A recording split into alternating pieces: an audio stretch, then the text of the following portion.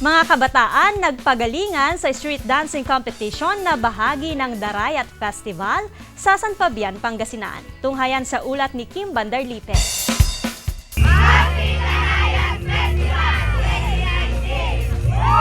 Masaya at maingay ang pagdiriwang ng mga taga San Fabian sa Darayat Festival.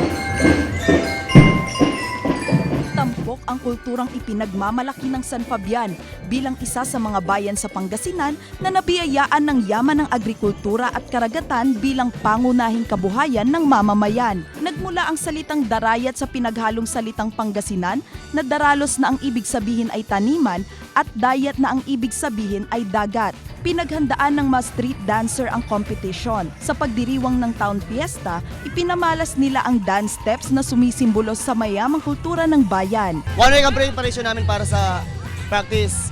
Tapos yung mga costume nila, merental lang. Ma'am, may tiwala ako sa mga dancer ko. Bilang representative ng Joyland School, dalawa lang naman ang pwede naming maangat sa kanila. Una, yung confident nila sa dance move. Pangalawa is the power of prayer. Hindi nagpatinag sa mainit na panahon ang mga street dancer na todo indak sa pagsayaw.